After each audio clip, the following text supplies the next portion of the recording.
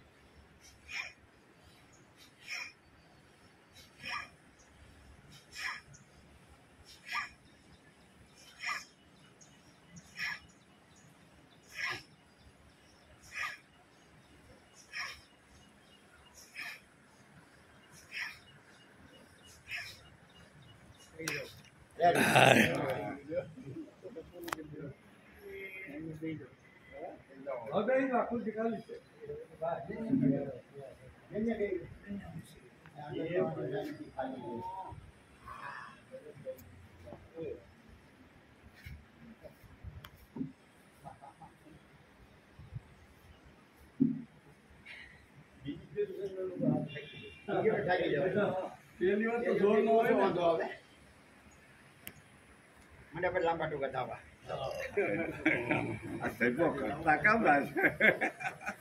ઈ તો હવે દેશ ભાગ્યા બધા થવા માંડ્યા. હવે મોસમ પડી ને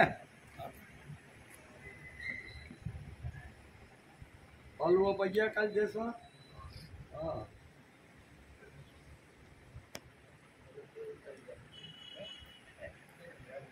આજે 11:12.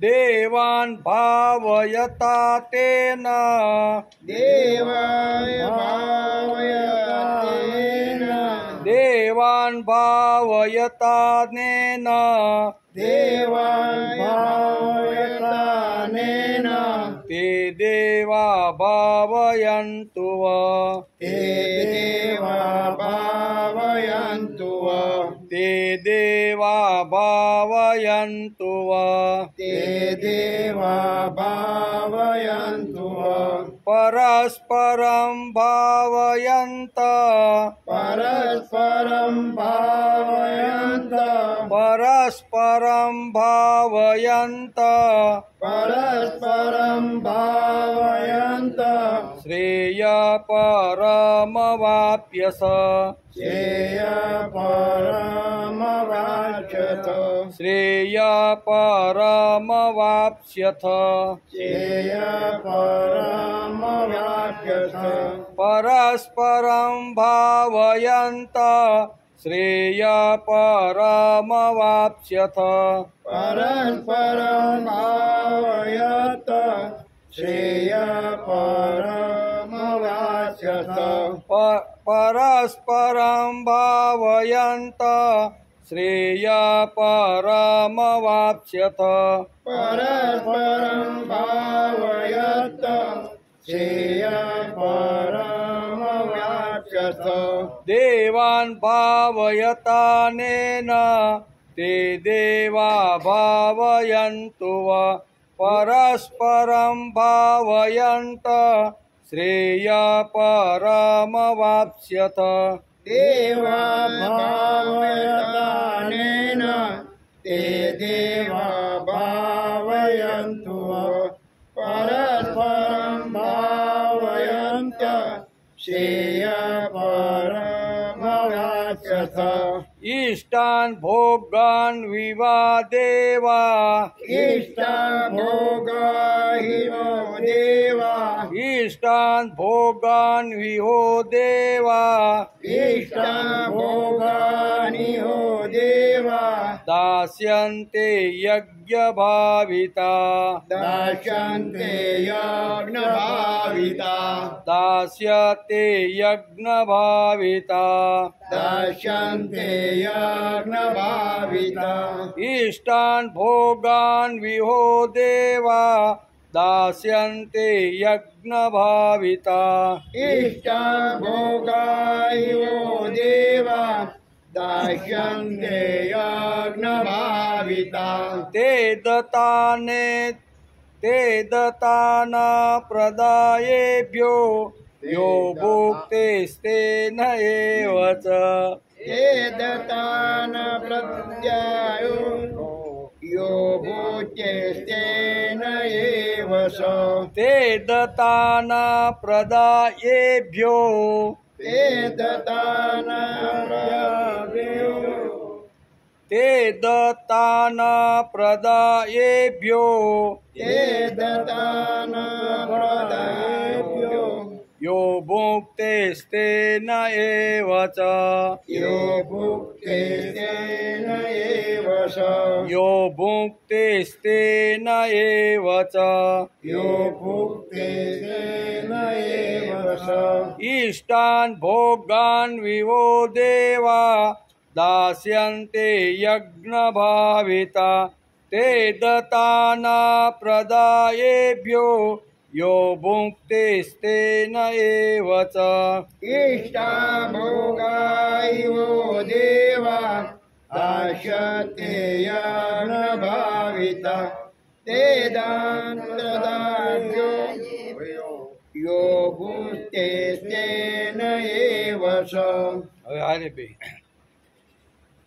દેવાન ભાવયતાનેન તે દેવા ભાવયન્તુ પરસ્પરં ભાવયંત શ્રેય પરમવાપ્સ્યથ ઇષ્ટાન ભોગાન વિવો દેવા દાસ્યન્તે યજ્ઞ ભાવિતા તે દતાન પ્રદાયેભ્યો યો ભુક્તિસ્તેન એવ સ યો ભુક્તિસ્તેન એવ સ હરિ ઓમ. પેલી વખતે બોલીને દેવસુતં દેવં કંસચારુણમાર્દન દેવકી પરમાનંદં કૃષ્ણં વંદે જગદ્ગુરુ ગુરુર્બ્રહ્મા ગુરુર્વિષ્ણુ ગુરુદેવો મહેશ્વર ગુરુ સાક્ષાત પરબ્રહ્મ તસ્મૈ શ્રી ગુરુદેવ નમઃ. નારાયણં નમસ્તુભ્યં નરં દેવ નરોત્તમ દેવી સરસ્વતી વ્યાસ તતો જય મુદીરય તતો જય મુદીરય. જય વિઘ્નેશ્વરાય વરદાય સુરપ્રિયાય લંબોદરાય સકલાય ગદ્વેત્રિયાય નાગાનનાથ શ્રુતિયર્થ વિભૂષિતાય ગૌરીસુતાય ગણનાથ નમો નમસ્તે ગૌરીસુતાય ગણનાથ નમો નમસ્તે. ગણપતિ બાપ્પા મોરયા. ગણપતિ બાપ મોર્યા એટલે નમસ્કાર. હવે તો આવડી ગયું. પાકું થઈ ગયું. ભૂલાઈ ગયું. મોર્યા એટલે નમસ્કાર. ગણપતિ બાપાને મારા નમસ્કાર. અને બે અર્થ કીધા હતા ને ઓલા એક સંત થઈ ગયા ને મોરેશ્વર નામના ભક્ત મોરેશ્વર નામના સંત થઈ ગયા. એ ગણપતિના ઉપાસક હતા. એટલે લોકોએ એ ભક્તનું નામ જોડી દીધું એને હારે ગણપતિની હારે.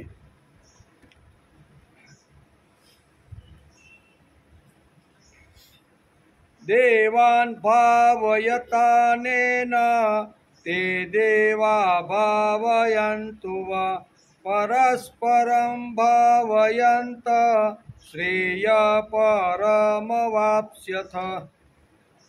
આજે શ્રીમદ ભગવદ્ ગીતા ચિંતન શરૂ થયું એનો 165મો દિવસ.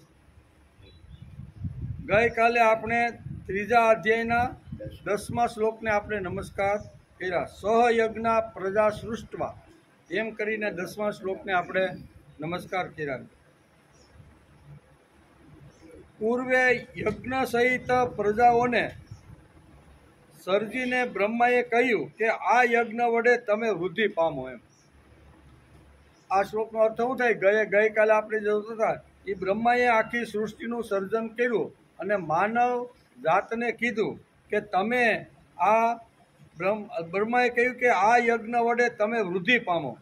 આ તમારી ઈચ્છિત કામનાઓ આ યજ્ઞ બધી પૂરી કરશે, તેથી તમે યજ્ઞ કરો. એમ તેથી વિદ્યા ભણવી અને ભણાવી આને બ્રહ્મયજ્ઞ કહેવાય. ગઈકાલે આપણે જોતા હતા વિદ્યા ભણવી અને ભણાવી એને બ્રહ્મ વિદ્યા કહેવાય.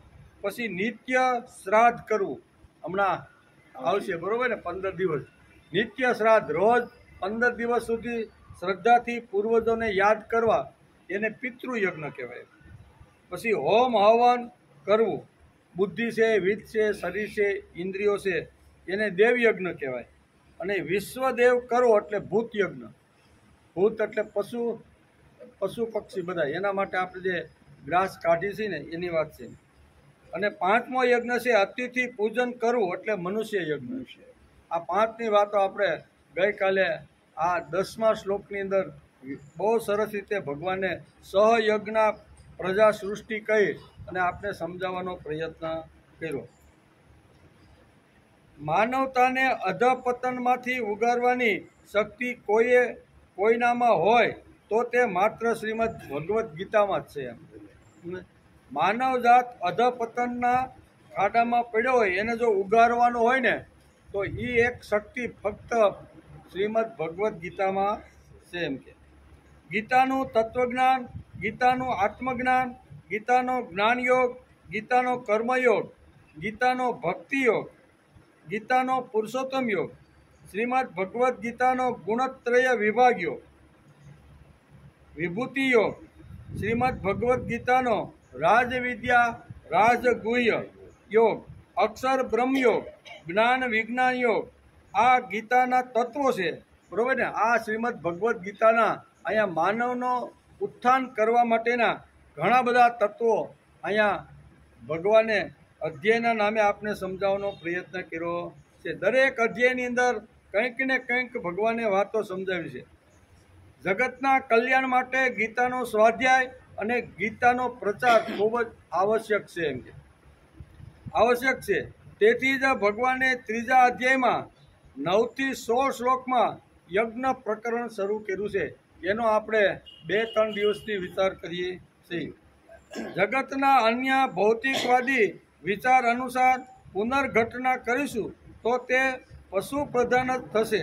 95% સમાજમાં આપણે જો ફરશું ને તો ખાવો પીવો ને મજા કરો, એના સિવાય બીજું આગળ કાંઈ નથી. એટલે 95% લોકો આવી રીતના આપણે જોવા મળશે. 5-7% લોકો એવા છે કે જે થોડોક પ્રભુ તરફ વળેલા હશે.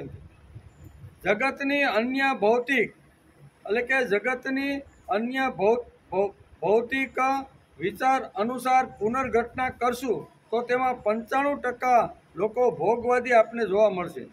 માટે જાગતિક પુનર્ઘટના માટે શ્રી કૃષ્ણનો સંદેશો વિશ્વમાં ઘરે ઘરે માનવ પાસે પહોંચી જવો જોઈએ. આ ઘટનામાંથી જો બહાર કાઢવાના હોય અને વધારામાં વધારે પ્રભુની ઈચ્છા હોય તો ઘર સુધી માનવ સુધી શ્રીમદ ભગવદ્ ગીતાનો પ્રચાર થવો જોઈએ. જ્યાં જ્યાં માનવીયનું અધપતન થતું લાગે ત્યાં ગીતા જવી જોઈએ. તેથી જ ગીતાકારે યજ્ઞનું પ્રકરણ શરૂ કર્યું છે. યજ્ઞ એટલે પ્રભુનું કામ, યજ્ઞ એટલે સદવિચાર. સદવિચાર જો કોઈ માણસના મનમાં જાય તો ખરાબ વિચાર નીકળી જાય, સારો વિચાર આવે તો ખરાબ વિચાર જાય. તેથી યજ્ઞનો એક અર્થ છે સદવિચાર, એક અર્થ છે પ્રભુ કાર્ય, સત્કાર્ય. સત્કાર્ય માટે યજ્ઞ શબ્દ વપરાય છે. અમારી ગીતા મહાન છે એવી ખાલી બૂમો પડવાથી નહીં હાલે. અમારી ગીતા એટલે મહાન છે એમ ખાલી બોલવાથી નહીં ચાલે, પરંતુ ગીતા ઉપદેશ મુજબ જીવન વ્યવહાર ઘડીને તથા તે મુજબ વર્તીને જગતને ગીતાની મહાનતા સમજાવવી પડશે.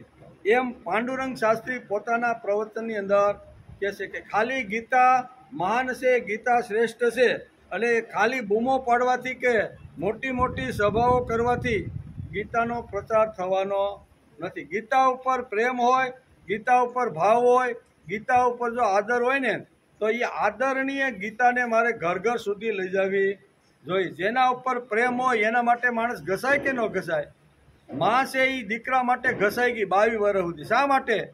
તો કે માને દીકરા ઉપર આંતરડાનો પ્રેમ છે. જેના માટે પ્રેમ હોય એના માટે ઘસાયા વગર માણસ રહી શકતો નથી. ગીતા ઉપર જો ખરો પ્રેમ હોય ને આપણે, તો આપણી પાડોશમાં પણ એકાદ માણસ બેઠો હોય અથવા એને ગીતાના ગની પણ ખબર ન હોય તો એની પાસે જેને ખબર છે ને એની પાસે જઈને બેસવું જોઈએ.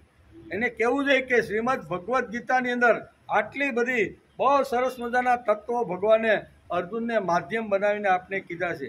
એને જ્ઞાન યોગ કયો, ભક્તિ યોગ કયો, બરાબર, એને પુરુષોત્તમ યોગ કયો, ઘણા બધા આવી રીતના છે. જ્ઞાન વિજ્ઞાન યોગની વાત કરો કે ભગવાને આ બધી જ જે વાતો છે ને એ શ્રીમદ ભગવદ્ ગીતામાં લખી. આમ કરી અને જો ગીતાનો પ્રચાર, ગીતાને લઈને જો એની પાસે બેસતું ને તો આજ નહીં તો આવતીકાલે ધીમે ધીમે હળવે હળવે જો એની પાસે બેસીને વિચાર કહેવાની શરૂઆત કરશું તો 100% એના જીવનમાં આવશે. નહીં આવતા આપણું તો પાક્કું થવાનું, એ પાક્કું. એમ આપણે શ્લોકમાં જે ગોટા વળી છે ને એ ગોટા વળતા બંધ થઈ જાય, આપણું પાક્કું થઈ જાય. એમ એટલે કહેવાનો અર્થ કે ગીતાને ખાલી બૂમો પાડવાથી, મોટી મોટી સભાઓ કરવાથી, મોટા મોટા બધા ધાર્મિક નેતાઓ ભેગા કરી અને બધા કહે છે કે ભાઈ આપણી ગીતા હજી સુધી પહોંચી નથી તો એના માટે શું કરવું છે? તો ખાલી બૂમો પાડવાથી ગીતા પહોંચતી નથી. ગીતા ઉપર તો પેલા આત્યંતિક હૃદયનો પ્રેમ નિર્માણ થવો જોઈએ. જેના ઉપર પ્રેમ નિર્માણ થઈ જાય એનું કામ કર્યા વગર માણસ રહી શકતો નથી. એટલે પહેલી વાત આ છે. તેથી ભગવાને 3જા અધ્યાયના 8મા શ્લોકમાં સમજાવ્યું કે નિયતમ કુરુ કર્વત્તમ. બરાબર, ત્યાંથી આપણી શરૂઆત છે. તું નિયત કર્મ કરતો જા. કોણે નિયત કરેલું? તો કે ભગવાને. તેથી ભગવાને નિયત કરેલું કર્મ માણસે કરવું જોઈએ. ભગવાને જે નક્કી કરેલું છે આપણા માટે, કર્મો જે નક્કી કર્યા છે એ પ્રમાણે માણસે કર્મ કરવું જોઈએ. એમાં અહીંયા 8મા શ્લોકમાં કીધું છે, આ દ્રષ્ટિ રાખશું તો જ પિતૃ ઋણ, ઋષિઓનું ઋણ, દેવનું ઋણમાંથી આપણે મુક્ત. દેવનું ઋણ છે, પિતૃનું ઋણ છે, ભગવાનનું ઋણ છે. આ મોટામાં મોટા 3 પ્રકારના ઋણ માનવ ઉપર છે. એમાંથી જો મુક્ત થવાનું હોય તો માણસે સદવિચારો ઘર ઘર સુધી જાય, હૃદય હૃદય સુધી જાય, એના માટે માણસે પ્રયત્ન કરવો જોઈએ. તેથી જ ભગવાને યજ્ઞ શબ્દ અહીંયા કરી અને આ સદવિચારો સમાજના અંતિમ માણસ સુધી પહોંચે એને યજ્ઞ કહેવામાં આવે છે. પ્રભુ કાર્યને પણ યજ્ઞ કહેવામાં આવે છે.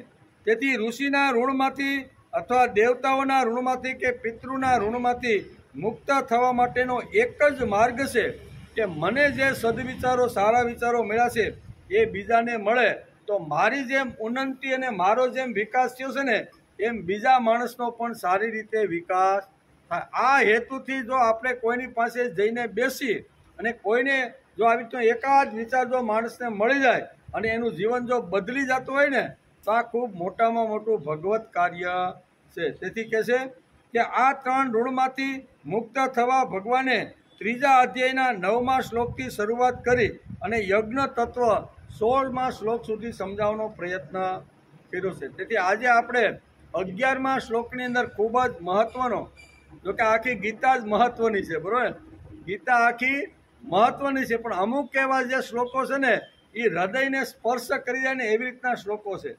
ભગવાને આ શ્લોક જે અર્જુનને 11મો જે શ્લોક કીધો ને એ બહુ સરસ રીતે સમજાવવાનો પ્રયત્ન કર્યો છે. આ શ્લોક અંતિમ માણસ સુધી જાય ને તો સમાજની અંદર રામ રાજ્ય આવતા વાર લાગે નહીં, એવો આ બહુ ખૂબ અગત્યનો આ શ્લોક છે. ભગવાને શું કીધું?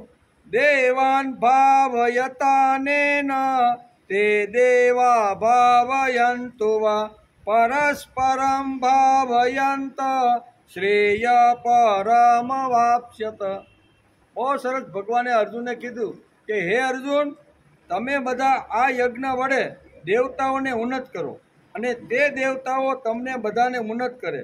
આ પ્રમાણે નિસ્વાર્થ ભાવે એકબીજાને ઉન્નત કરતા રહીને તમે બધા કલ્યાણને પામશો. શ્રેય અહીં શબ્દ એક વાપરો છે આ શ્લોકમાં. હું વાપરું? શ્રેય. શ્રેય એટલે કલ્યાણ. તમે બધા તમારું કલ્યાણ પામશો. આ શ્લોકમાં ભગવાન આશીર્વાદ આપે છે. આ શ્લોકની અંદર શું છે?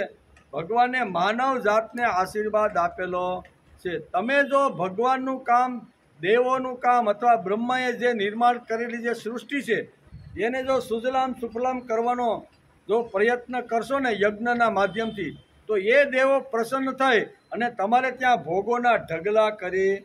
કેટલો સરસ ભગવાને અર્જુનને આ વિચાર સમજાવ્યો છે. માનવ જાતને લાગુ પડે છે કે તમારી પાસે જે કાંઈ બુદ્ધિ શક્તિ છે, વિત્ત શક્તિ, શરીર, કંઈ પણ પ્રકારની શક્તિ માણસને ભગવાને અલગ અલગ રીતે આપેલી છે. એ શક્તિનો ઉપયોગ યજ્ઞ કાર્યની અંદર, ભગવત કાર્યની અંદર, ભગવત વિચાર અંતિમ માણસ સુધી જાય એના માટેના જો માણસ કામે લાગી જાય ને, તો એ દેવો પ્રસન્ન થશે. અને એ દેવો પ્રસન્ન થઈ અને તમારા સુખના જે કાંઈ સુખના જે ભંડારો છે ને, બધા સુખના ભંડારો તમારે ઘેરે આ સરસ. એટલે ભગવાને એક તો આશીર્વાદ આપી દીધા કે આવું જો કરશો તો દેવો પ્રસન્ન થશે અને દેવો પ્રસન્ન થઈને તમને તમારા ઈચ્છિત જે ભોગો છે ને એ ભોગો તમને મળી જશે. આ ભગવાનનો મોટામાં મોટો આશીર્વાદ છે આ શ્લોકની અંદર. તેથી તમે બધા યજ્ઞ વડે દેવતાઓને ઉન્નત કરો. આ શ્લોકમાં ભગવાન આશીર્વાદ આપે છે. મહાપુરુષોના આશીર્વાદમાં કેવળ ભાવ ન હોય પણ ભવ હોય. હું ખાલી ભાવથી આશીર્વાદ આપતા નથી. ભવ એટલે આપણો કે ભાઈ ભાવ સુધાર તો સારું તારો ભાઈ.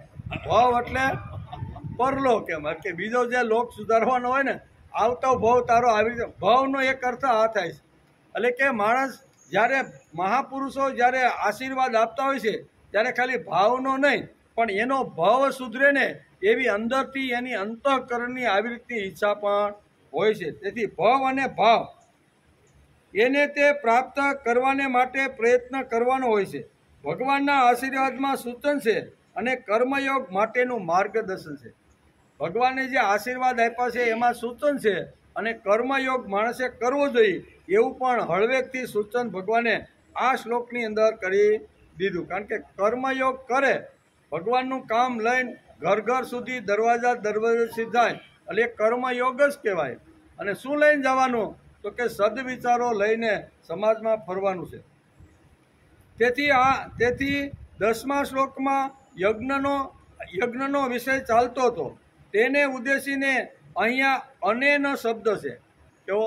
10મા અધ્યાયમાં પણ યજ્ઞ શબ્દ ચાલતો હતો, એમ 11મા અધ્યાયમાં પણ અનેન શબ્દ છે. યજ્ઞથી તમે દેવોને સંતુષ્ટ કરો અને દેવો તમને સંતુષ્ટ કરે. આનું નામ છે અનેન. અનેન એટલે યજ્ઞથી તમે દેવોને સંતુષ્ટ કરો. સંતુષ્ટ થયેલા દેવ તમને પાછા ભોગ બધા અરસપરસ થયું ને, પરસ્પર ભાવયંત. હું કીધું એમ એકલા થાય નહીં, એકાબીજા કામ કરે તો એકાબીજાનો સંબંધ આવી રીતે બંધાય. એમ કે આ જગતમાં આવ્યા પછી એક વાત ધ્યાનમાં રાખવાની છે કે જોડીથી જ કામ થાય, એકલા કામ થાય નહીં. જોડી હોય તો એનાથી કામ થાય. તેથી આ પરસ્પરમ ભાવયંત કીધું. એકાબીજાનો પરસ્પરસ જો ભાવ ઊભો થાય ને તો કોઈ પણ કામ થઈ શકે. પતિ પત્ની હોય, બાપ દીકરો હોય, ગુરુ શિષ્ય હોય, અરસપરસ એકાબીજાનું. અહીંયા આખી જોડીની વાત આ શ્લોકની અંદર ભગવાને અહીંયા પરસ્પરમ ભાવયંતો, એકાબીજાનો ભાવ. બરોબર? ગુરુ હોય એ ભાવ શિષ્ય માટે, કે શિષ્ય હોય તો એની જે કાંઈ ફરજ કે જે કાંઈ છે એ એના પ્રત્યે બજાવે. એટલે પરસ્પરસ જો ભાવયંતો થાય ને એના માટે આ શ્લોક ભગવાને કીધો છે. એકલા હાથે કોઈ ટાળી પડે નહીં એમ કે. તેથી આ જગતમાં આવ્યા પછી એક વાત ધ્યાનમાં રાખવાની છે કે જોડીથી જ કામ થાય છે. તેથી જોડી હોવી જોઈએ. કેવી જોડી હોવી જોઈએ? બોલવાવાળા અને સાંભળવાવાળા આ બંનેની જોડી થાય તો જ કામ થાય. એકલા કામ થાય, એકલા માનો કે સવારમાં આ 8:30 આવીને આપણે બધી શું કહેવાય શણગારીને બેસી જઈએ અને કોઈ સામે બેવાવાળા ન હોય તો શું થાય? તો ઓલા ભાઈ આવે ને પરબાર કે ભાઈ તમે પાગલ થઈ ગયા છો, એકલા બકવાસ કરો છો, અહીં કોઈ છે તો નહીં. કોઈ હોય તો બોલવા વાળાને મજા આવે અને સાંભળવા વાળાને કોઈ બોલતું હોય તો મજા આવે. જોડી હોય તો મેળ પડે એમ. તેથી એકલાથી કંઈ કામ ન થાય.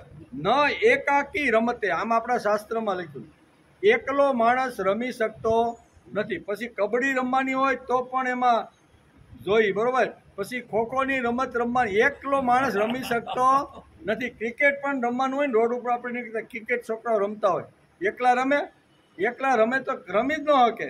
એને બીજો રમવા માટે જોઈને છે. એમાં ગીતાકારનું એકલાથી કંઈ કામ ન થાય ન એકાકી રમતે, એકલો રમી શકતો નથી. કોઈ પણ રમત હોય તેમાં બીજો જોઈએ જ. એકલો હતો ત્યારે જગત નિર્માણ થઈ શક્યું નહીં, અને જોડી થઈ ત્યારે સૃષ્ટિની નિર્મિતિ થઈ. પ્રકૃતિ અને પુરુષ, એકલાથી સૃષ્ટિનું નિર્માણ થાય નહીં. એકલાનું એટલે કે પ્રકૃતિ અને પુરુષ આ બંને જ્યારે જોડી ભેગી થાય ને ત્યારે સૃષ્ટિની નિર્મિતિ થાય છે. એકોહમ બહુસ્યાત પ્રજાએન જગત, માની જોડી એકબીજાને સંતોષી રાખવાનો પરસ્પર પ્રયત્ન કરે છે. પ્રકૃતિ અને પુરુષ એકબીજાને સંતોષ રાખવાનો પ્રયત્ન કરે છે. તેઓ એકબીજાને સંતોષી રાખશે તો વ્યક્તિને, સમાજને, કુળને બધાને પરમોચ્ચ શ્રેય મળશે. શ્રેય પરમ વાપ્યસ. આમ આ શ્લોકની અંદર ભગવાને શું કીધું? શ્રેય પરમ વાપ્યસ.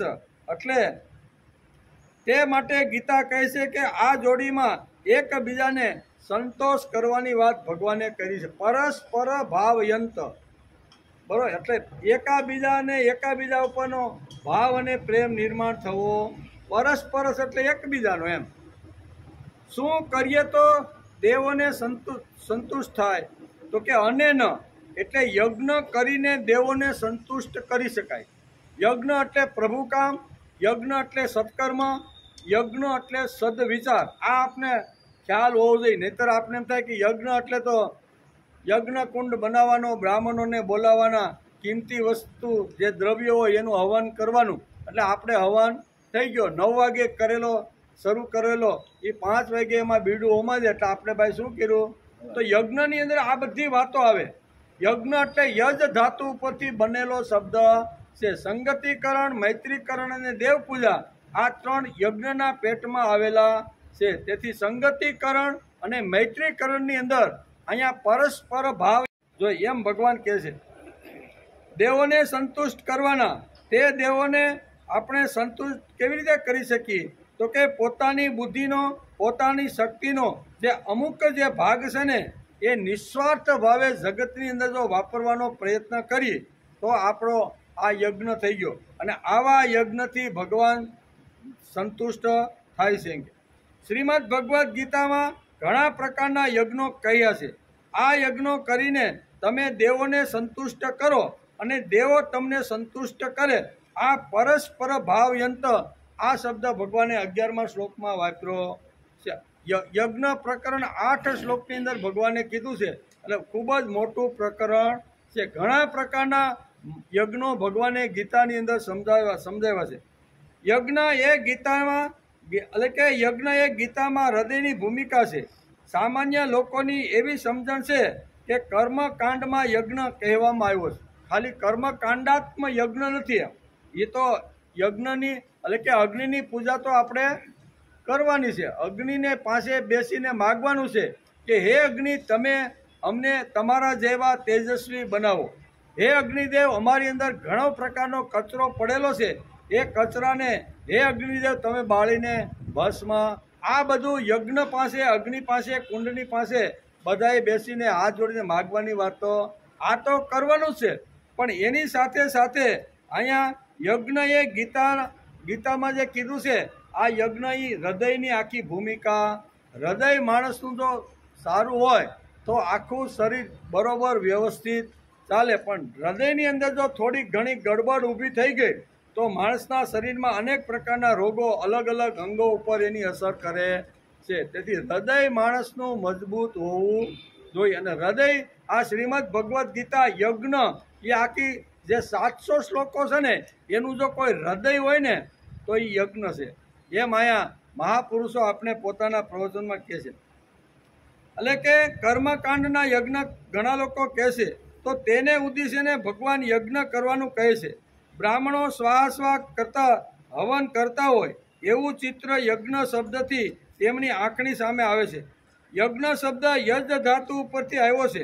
યજ એટલે દેવ પૂજા, સંગતિકરણ અને મૈત્રીકરણ, આ 3 વાતો આપણે યાદ રહી જવી જોઈએ. 8 શ્લોક આપણા પૂરા થાય ને તો ખાલી આટલું યાદ રહે. યજ્ઞ એટલે સંગતિકરણ, મૈત્રીકરણ અને દેવ પૂજા, આ 3 વાતો યજ્ઞના પેટમાં આવી ગયેલી છે. તો યજ્ઞની અંદર આ 3 વાતો છે. તો એ 3 વાતો આપણે શું સમજાવે છે એ ભગવાન બહુ સરસ રીતે કહે છે. તેથી અહીં કહે છે કે દેવ પૂજા, સંગતિકરણ અને મૈત્રીકરણ, આવો બહુ મોટો અર્થ તેમાં ભરેલો છે. યજ્ઞ કરવો એ માનવનો હક છે. તેથી જ ગીતાએ 8 શ્લોકમાં યજ્ઞ કરો, સત્કર્મ કરો, સદવિચારો, અંતિમ માણસ સુધી લઈ જાઓ. આ કરશો તો દેવો એનાથી સંતુષ્ટ થશે. અને એકવાર દેવો સંતુષ્ટ થઈ ગયા યજ્ઞથી એટલે તમારી બધી મનોકામના જે કાંઈ છે ને એ બધી દેવો પૂર્ણ કરી દેશે એમ કે છે. પોતાની શક્તિ પ્રભુ કાર્યમાં વાપરવી એનું નામ યજ્ઞ. ભગવાને આપણે જે કાંઈ કલા, જે કાંઈ આવડત, જે કાંઈ નિપુણતા હોય આપણી પાસે, એ નિપુણતા પ્રભુના કાર્યમાં આપણે વાપરીએ તો એને યજ્ઞ કહેવામાં આવે છે. પાંડુરંગ શાસ્ત્રી દાદા ઘણા લોકો કહે ને કે પાંડુરંગ શાસ્ત્રી તમને કામ કરાવીને તોડાવી નાખીએ, તમે મોટા મોટા ખેતરો રાખો ને પછી એમાં તમે બધા લઈ જાઓ. ત્યારે દાદા કહે છે કે હું તમારી પાસે કામ કરાવતો નથી. હું તો જે શ્રીમદ ભગવદ્ ગીતાની અંદર ભગવાને જે વાત કરીને એ તમને પ્રેક્ટિકલ કરી બતાવું છું. કેવી પ્રેક્ટિકલ જો કરવાનું હોય તો કોઈ જોઈ કે નહીં. તેથી ભગવાને કીધું કે કોઈ પણ પ્રકારની અપેક્ષા રાખ્યા વગર માણસ પોતાને મળેલી જે શક્તિઓ છે એ નિષ્કામ કર્મ કરી અને વાપરવાનો પ્રયત્ન કરે તો એને યજ્ઞ કહેવામાં આવે છે. તો ગામની અંદર માનો કે યોગેશ્વર કૃષિનું એક નાનું એવું આવીતું ખેતર હોય. ગામના બધા લોકો હળી મળીને આખું નક્કી કરે કે આ દિવસે આટલા પૂજારી આ કામ માટે જાય, આટલા દિવસે આ પૂજારી આટલા, એટલે વર્ષમાં એકાદ વારો એક દિવસ પૂરતો આવે. બરાબર, આખું વર્ષ કાંઈ આપણે જવાનું નથી. ગામની અંદર એટલા બધા પૂજારી હોય છે કે વર્ષમાં એકાદી વાર જ એનો વારો 365 દિવસમાં આવે. તો એ જે ખેતરમાં આપણે કામ કરવા માટે જાય છીએ એમાં આપણે એ ખેતરના માલિક નથી. એ ખેતરના માલિક નથી. જે ખેતરમાં કામ કરવા જાય છીએ એમાં આપણે મજૂર પણ નથી. હું મજૂર પણ નથી અને માલિક પણ નથી. તો હું તો કે પૂજારી. પૂજારી શબ્દ જુદો છે. દાદાએ પૂજારી શબ્દ કે તમે જે યોગેશ્વર કૃષિ હોય કે વૃક્ષ મંદિર ઉપર તમે જે 24 કલાક ભગવાનનું કામ લઈને હાથમાં તમે ત્યાં જાઓ છો, તમે કાંઈ એના માલિક પણ નથી અને મજૂર પણ નથી. તમે કોણ છો? તો કે તમે પૂજારી છો. પૂજારી શા માટે? તો કે કોઈ પણ પ્રકારની અપેક્ષા રાખ્યા વગર અમને ભગવાને જે કુશળતા આપી છે, અમને જે નિપુણતા આપી છે, અમને જે આવડત આપી છે, અમારી અંદર ભગવાને જે કલા મૂકી છે ને એ કલા અમે નિસ્વાર્થ ભાવે વર્ષની અંદર એકવાર ભગવાનના ચરણે અમારો જે કલા છે ને, અમારી જે આવડત, આપણી આવડત શું હોય? ખેતી કરવાની. ખેતી કરતા હોય ની કે તો એ આવડત ભગવાનના ચરણે મૂક્યા, 24 કલાક પૂજા કરી, જે કાંઈ નાનું મોટું કામ કરી અને પછી આપણે જે ઘેર આવી છે ને, આ ભગવાનને ચરણે ધરેલી જે શક્તિઓ છે ને એ શક્તિને યજ્ઞ કહેવામાં આવે છે. હવે આ બધા આખું ગામ ભેગા મળીને 15-20 વીઘાનું ખેતર ખેડે એટલે એમાં ફળ તો આવે જ. ભલે આપણે નિષ્કામ કર્મયોગ કર્યું છે પૂજારીએ, પણ એમાં ફળ આવ્યા વગર રહે. આનું કે મગફળી વાવી અને કારતક મહિનાની અંદર ખળામાં આવે તો ઢગલો મોટો થઈ જાય. તો હવે એનું કરવાનું શું? તો કે અહીંયા બહુ સરસ રીતે વ્યવસ્થા કરી છે કે સમાજની અંદર જે જરૂરિયાતમંદ લોકો છે, પુરુષાર્થ કરે છે, પ્રયત્ન કરે છે, મહેનત કરે છે, પણ ઘણીવાર આકસ્મિક કોઈ એવા પ્રસંગો આવી જાય છે તો એને ઘણીવાર આવા દવાખાના આવે તો ઘણીવાર એને ખૂબ જ અગવડ પડે છે. જીવન તેજસ્વી છે એટલે કોઈની પાસે લાંબો હાથ કે માગવા માટે જાતો નથી. આવા લોકો ગામની અંદર હોય તો એને આખા વર્ષમાં જે કાંઈ ઉત્પાદન ફળ આવ્યું ને અને એનું જે વેચાણ થાય ને એમાંથી જે કાંઈ સંપત્તિ લક્ષ્મી આવે ને, મહાલક્ષ્મી, એ મહાલક્ષ્મીથી આવા જે જરૂરિયાતમંદ જે લોકો છે ને એના ઘરની અંદર પ્રસાદ તરીકે પહોંચાડવામાં. આવો એક સમાજ જો થઈ જાય તો માણસના જીવનમાંથી લાચારી નીકળી જાય. માણસને લાચાર કે કોઈના થૂક પકડવું, આજે 2% 3% લઈને લોકો ઘણીવાર કામ કરતા હોય છે. તો એવા સમાજની અંદર આવા મોટા મોટા પ્રયોગો જો ગામડે ગામડે જો શરૂ થઈ જાય ને તો મોટા ભાગની જે આર્થિક જે સંકળામણ છે ને એ દૂર થાય કે નહીં. કે ત્યાં ભગવાને યજ્ઞનું પ્રકરણ કર્યું. યજ્ઞ એટલે સદવિચાર, યજ્ઞ એટલે નિષ્કામ કર્મયોગ. કોઈ પણ કૃતિ કરી, કોઈ પણ કર્મ કરી તો સાતમા પડદે પણ મને આમાંથી કાંઈ મળવાનું નથી એવી અપેક્ષાથી 24 કલાક સુધી માણસ જો એમાં કામ કરે ને તો એની પૂજા થાય છે. અને એ પૂજા થાય તો પૂજા તો કરી અને એમાંથી જે લક્ષ્મી જે નિર્માણ થઈને એ લક્ષ્મી ઘર ઘર સુધી પ્રસાદ સુધી લોકોને મળે અને એનાથી જ માણસ તૃપ્ત. માના હાથનો પ્રસાદ મળે તો જ ઓડકાર આવે. ગઈકાલે આપણે જોતા હતા ને કે ભીમભાઈને ઓડકાર કેમ આવ્યો તો કે કુંતા માતાએ રસોડામાં કીધું કે લાવો લોટ ને ગોળ ને બધું. આ બ્રાહ્મણ કહ્યું ન, બધાય ઉઠી ગયા, બધાયના પેટ ભરાઈ ગયા, પણ આ તો હળો ઉઠતો જ નથી. એટલે મારો ભીમ મેરો હોય ને એવું મને લાગતું નથી. એટલે ભીમ જ હોવો જોઈએ. ભલે દાઢીને વાળ વધી ગયા છે ને બધો આવો થઈ ગયો છે.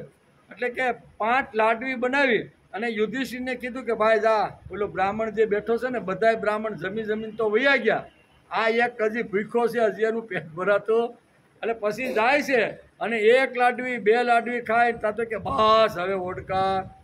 એનું કારણ શું છે કે માના હાથનો લાડવો જો મળે ને તો જ એમાં સંતોષ ને તો જ એમાંથી ભૂખ જાય.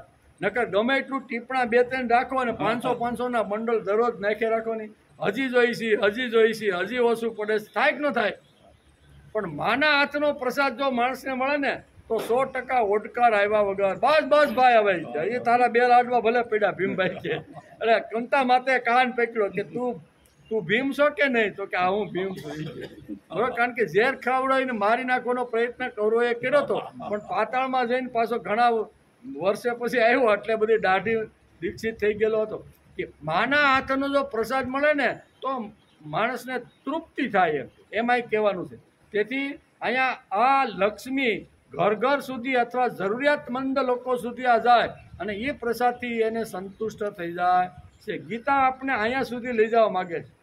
દુનિયાની અંદર કોઈ પણ જગ્યાએ આવી રીતનું જો કામ થતું હોય અને એમાં જો આપણે જો મન, બુદ્ધિ, ઇન્દ્રિય, વિત્ત અથવા શરીરને આહુતિ આપતી હોય અને એમાંથી જે કાંઈ ફળ નીકળે ને એને કહેવાય મહાલક્ષ્મી. આવી મહાલક્ષ્મી ઘર ઘર સુધી જાય તો માણસની ભૂખ ઓછી થાય. તેથી પોતાની શક્તિ પ્રભુ કાર્યમાં વાપરવી એનું જ નામ યજ્ઞ.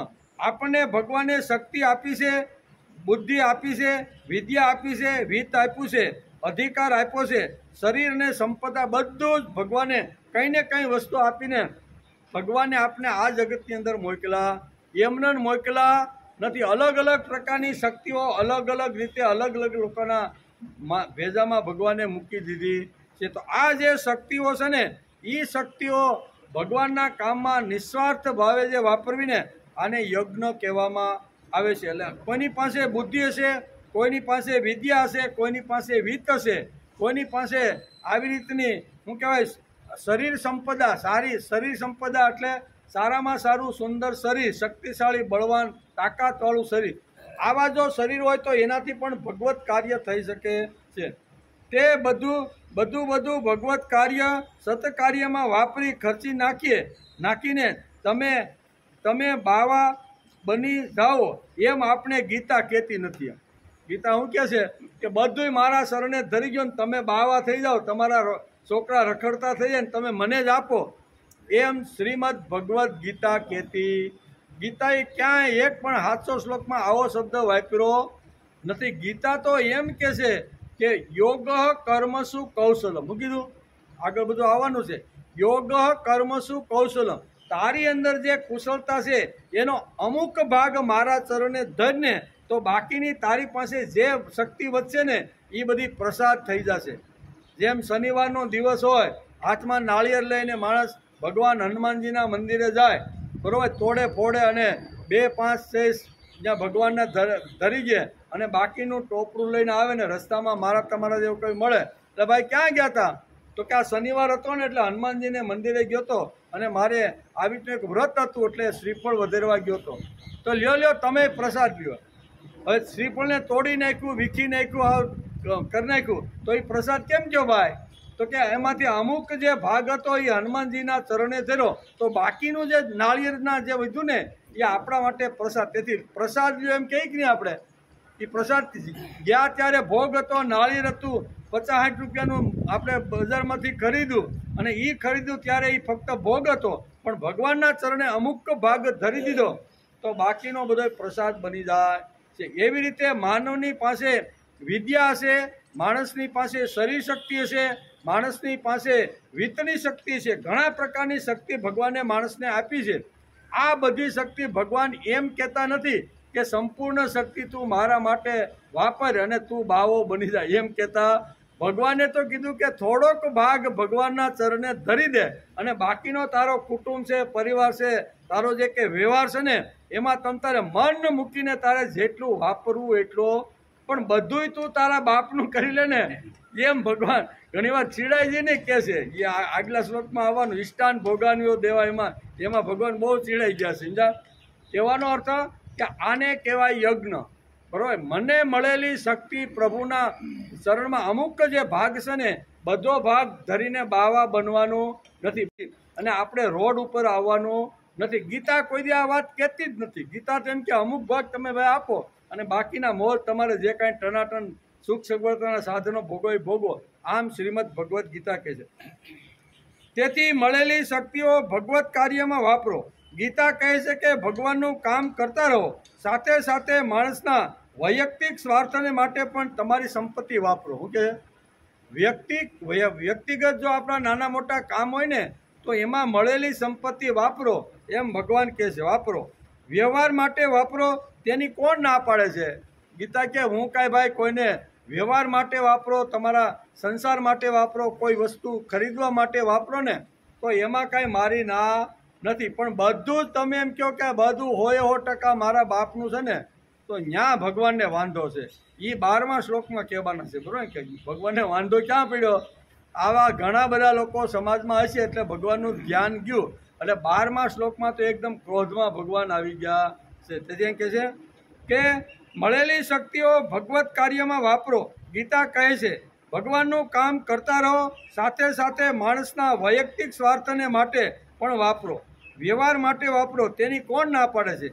દુનિયામાં એક જ એવો ગ્રંથ છે અને તે ગ્રંથ એટલે ગીતા ગ્રંથ કે જેણે આ બધી વાતો બહુ સરસ રીતે સમજાવી. બાકીના ઘણા ગ્રંથોમાં એવું છે કે તમારું બધું જે કાંઈ હોય ને એ તમે મારા શરણે ધરી ગયો, તમે બની જાઓ બાવા, તમારું જે થવું હોય એ. ઘણા લોકો સલાહ પણ આપે એમ કે ભાઈ તમારે આટલું બધું છે તો અમને આપી દો ને ભાઈ, તમારે શું કરવાનું છે? એમ કરીને ઘણા લોકો બાવા બનાવવાના પ્રયત્ન કરે છે. શ્રીમદ ભગવદ્ ગીતા કોઈને બાવા બનાવવાનું કહેતા, જે બાવો બનવા માટે તૈયાર થયો ને, જે બાવો બનવા માટે તૈયાર થયો ને એને કર્મયોગી બનાવ્યું એમ. કારણ કે અર્જુનને બાવો જ બનવું હતું ને. આગલા અધ્યાયમાં, બીજા અધ્યાયમાં આપણે જોતા હતા કે ભાઈ કર્મયોગ કરતા અહીંયા સાંખ્ય યોગ જો શ્રેષ્ઠ હોય તો તમે કાન પકડીને તમે મને કર્મયોગમાં જોડી અને મને દોષની અંદર, મને પાપની અંદર શા માટે તમે નાખો? આ અર્જુનનો પ્રશ્ન હતો. એના કરતાં હું સંન્યાસ બની જાઉં, બાવો બની જાઉં, તમારા નામની માળા લઉં અને હિમાલયની અંદર તમારું સ્મરણ કરતા બાકીના દિવસો પૂરા કરું અને મરું ત્યારે પાછો તમારી પાસે આવું મને કહો નહીં. બાવો બનવા જે તૈયાર થઈ ગયો હતો ને એને કાન પકડીને કે તારે બાવો બનવાનું નથી, તારે તો કર્મયોગી બનવાનું છે. ને કર્મયોગી ભગવાને તને જે શક્તિ આપી છે ને એ શક્તિ સમાજના કલ્યાણ માટે. કદાચ તને 3 ભુવનનું રાજ્ય નહીં જોતું હોય તો કાંઈ વાંધો નહીં, પણ સમાજના કલ્યાણ માટે તારે ગાંડી તારા હાથમાં ઉપાડવું. સમાજનું કલ્યાણ જો, સમાજનું શ્રેય જો, સમાજનો તો થોડોક વિચાર. આમ કરીને બાવો બનવા જે નીકળ્યો તો એને કાન પકડીને ભગવાન આવી તો કર્મયોગી બનાવે છે. એટલે દુનિયાની અંદર એક જ ગ્રંથ એવો છે કે જે અહીંયા એમ કહે છે કે તમે સંપત્તિ કમાવો, ખૂબ કમાવો. ભગવાને બુદ્ધિ આપી હોય, સારી રીતે બધું વ્યવસ્થિત હોય તો જેટલી તાકાત હોય ને એટલી બધી સંપત્તિ કમાવો. રઘુ જો, દિલીપ જો, અજ જો, દશરથ જો, રામ જો, એની પેઢીઓ જોવો ને તો આપણે ખબર પડે, વાંચી આપણે તો ખબર પડે કે આ લોકોની પાસે અઢળક સંપત્તિ. જેટલી સંપત્તિ સત્કાર્યમાં, ભગવાન કાર્યમાં, યજ્ઞ કાર્યમાં જેમ જેમ આ લોકો રાજાઓ વાપરતા ગયા ને એમ ભગવાન એની તિજોરીમાં અનેક ગણી વધારે સંપત્તિ ઠાલતા ગયા. વેદની અંદર વર્ણન છે. બરોબર? વેદમાં એક 15મો શ્લોક છે જેણે વાંચ્યું વેદ, એ વેદની અંદર એક એવો મંત્ર ભગવાને મૂક્યો છે કે જે રાજા પોતાની સંપત્તિ યજ્ઞીય કાર્યની અંદર, ભાષાંતર કરું કે યજ્ઞીય ઋગ્વેદ જેણે વાંચ્યો છે ને, ઋગ્વેદનો 15મો મંત્ર છે. ઋગ્વેદના 15મા મંત્રમાં ભગવાને બહુ સ્પષ્ટ આવી રીતના લખ્યું છે કે જેની પાસે અઢળક સંપત્તિ છે, જે સત્તા અને સંપત્તિ ઉપર બેઠા છે, એવા રાજાઓ પોતાની સંપત્તિનો જે અમુક ભાગ છે ને, એ જો સત્કાર્યમાં વાપરશે, પ્રભુ કાર્યમાં વાપરશે, સદવિચારો ઘર ઘર સુધી જાય એના માટેના આ એની સંપત્તિનો જો આવી રીતનો ઉપયોગ કરશે ને, તો એ જેટલી સંપત્તિ તેની તિજોરીમાંથી ભગવત કાર્ય માટે બહાર કાઢીને વાપરશે ને, એના કરતાં અનેક ગણી સંપત્તિ એ રાજાના ખજાનાની અંદર હું મૂકી દઈશ. આ વેદમાં આ મંત્ર 15મો, ઋગ્વેદનો 15મો મંત્ર, ઘેરે ઋગ્વેદ હોય તો ખોલજો, એમાં 15મા મંત્રની અંદર આ બધી વાતો લખી છે. એટલે આપણે ડરવાનું નહીં કે આવું સત્કાર્યમાં આપણે વાપરશું અને આપણું ખિસ્સું ખાલી થઈ જાય અને બીજે મહિને છોકરા પૈસા નહીં આપે તો શું થાય? એટલે આપણે સીપીને પાકીટમાં નાખી રાખીએ, બરાબર ને? એના માટે બધું કરવું જોઈએ ભાઈ. રિક્ષાની જરૂર પડે, બસમાં જરૂર પડે, પાસ કઢાવવાની જરૂર પડે ને. આ ડાયા માણસો અહીં બેઠા છે કે કાંઈ વાંધો નહીં, ભગવાનના કામમાં વાપરવાનું છે, આપણે 500 રૂપિયાનો પાસ જ કાઢી લ્યો નહીં, એટલે આવવા જવાની કાંઈ મગજ મારે નહીં. એટલે કહેવાનો અર્થ કે મળેલું જે વિત્ત છે, મળેલી જે શક્તિઓ છે, મળેલી જે કાંઈ આપણી પાસે વાતો છે ને, એ નિસ્વાર્થ ભાવે ભગવત કાર્યની અંદર, પ્રભુ કાર્યમાં વાપરીએ અને સદવિચારો ઘર ઘર સુધી જાય, એના માટે જે પ્રયત્નશીલ જે પુરુષ ને, એને એ યજ્ઞીય પુરુષ છે અને એ યજ્ઞ કરતો રહેલો છે. આમ ભગવાને ગીતાના આ 3જા અધ્યાયના 11મા શ્લોકમાં આ વાત કહે છે. બરોબર, પાણી ટાઈમ થઈ ગયો. અધ્યાય 3 અને ભગવાને 9મા શ્લોકથી આ યજ્ઞ પ્રકરણ શરૂ કર્યું છે. એટલે 16મા શ્લોક સુધી આખી યજ્ઞની જ બધી વાતો, યજ્ઞના જુદા જુદા પ્રકારો ભગવાને સમજાવ્યા. ખાલી સ્વાહા સ્વાહા કરવું એટલા પૂરતો યજ્ઞ નથી, પણ માનવ જાતની અંદર યજ્ઞ ક્યાં ક્યાં આવી રીતનો છે એની વાતો બધી ભગવાને સમજાવી છે. તેથી અહીં કહે છે કે મળેલી બધી જે શક્તિઓ છે ને, એ શક્તિ કાંઈ ભગવાનના ચરણે ધરવાની નથી. ગીતા એમ કે શું કે બાવા બનવાની વાત શ્રીમદ ભગવદ્ ગીતા કહેતી નથી. કે જેટલી તમારી પાસે શક્તિ છે તો એમાંથી 5%, 10% તમારી જે અનુકૂળ ને તમારી જે વ્યવસ્થા હોય એ પ્રમાણે ભગવાનના કામમાં, સત્કાર્યમાં તમે આપો અને બાકીનું તમે ભોગવો ને, તો એમાં ગીતાને કે ભગવાન કૃષ્ણને કોઈ વાંધો નથી. એટલે શ્રીમદ ભગવદ્ ગીતા કોઈને બાવા બનાવવા માગતી નથી. બાવો બનવાનો હતો ને એને કર્મયોગની અંદર જોડવાનો પ્રયત્ન ગીતા કરે. આટલી બધી સરસ વાતો ગીતામાં છે. મળેલી શક્તિઓ ભગવત કાર્યમાં વાપરો. ગીતા કહે છે કે ભગવાનનું કામ કરતા રહો, સાથે સાથે માણસના વૈયક્તિક સ્વાર્થને માટે પણ તમારી ધન સંપત્તિ વાપરો, વ્યવહાર માટે પણ વાપરો. તેની ગીતા ના પાડતી નથી. એમ કે દુનિયામાં એક જ ગ્રંથ એવો છે કે તે ગ્રંથ એટલે શ્રીમદ ભગવદ્ ગીતા ગ્રંથ, કે જે કહે છે કે તમારી પાસે જે વૈભવ છે તમારા પોતાના સુખ ઉપભોગને માટે વાપરો અને થોડો ઘણો જે છે ને તમારો વૈભવ, શક્તિ, સંપત્તિ એ જ પ્રભુ કાર્યમાં તમે વાપરો. આવો શ્રીમદ ભગવદ્ ગીતા ગ્રંથ છે. ગીતા કોઈને ભૂખે મારવાનું કહેતી નથી. હું બધું અમને આપી ગયું, તમે મરો તમારું છે. ઘણા લોકો કહે ને સંતો આવે ભાઈ તારે શું વાંધો છે, બરાબર ને, એમ કરીને ઘણીવાર ઘણું બધું ઉલેસી જતા હોય છે. ત્યારે ગીતા કોઈને ભૂખે મારવાનું કહેતી નથી. ગીતાનો દૃષ્ટિકોણ જ બૌદ્ધિક છે. કોઈ માણસ ઘણા ઉપવાસો ખેંચી કાઢે તેને શ્રીમદ ભગવદ્ ગીતા બહુ મહત્વ આપતી નથી. 12 દિવસના, 15 દિવસના, 20 દિવસના ઘણીવાર ઘણા લોકો આવી રીતના ઉપવાસ કરતા હોય, તો ઘણા સામાન્ય પ્રજા તો એને કે ના આ તો મહાન છે, આ તો સંત છે, આવો ભક્ત છે. પણ શ્રીમદ ભગવદ્ ગીતા એને ભક્ત કે મહાન કે મોટો માનતી નથી. ગીતા શું કહે છે? ના અત્યસ્તુ ત્રસ્તુ યોગોસ્ત ન ચેકાંત ન મત્સચ ન ચાતિ સ્વપ્નશીલસ્ય જાગ્રતો નેવ સાર્જુન. આ આગળ આવવાનું છે. 6ઠા અધ્યાયના 16મા શ્લોકની અંદર ભગવાને આ વાત સમજાવી છે કે ભગવાન કહે છે કે બધું આપીને તારે બાવો બનવાનું નથી. તેવી રીતે અહીંયા આ શ્લોકની અંદર પણ ભગવાન આ વાત કરે છે કે હે અર્જુન, આ યોગ ખૂબ જ ખાનારને સિદ્ધ થતો નથી. હું તને જે અત્યારે કર્મયોગ સમજાવી રહ્યો છું, જે યજ્ઞ સમજાવી રહ્યો છું ને, એ યજ્ઞની અંદર ખૂબ ખાનારો હોય ને, ખાઉધરો, એને પણ યોગની અંદર સિદ્ધિ પ્રાપ્ત થતી નથી.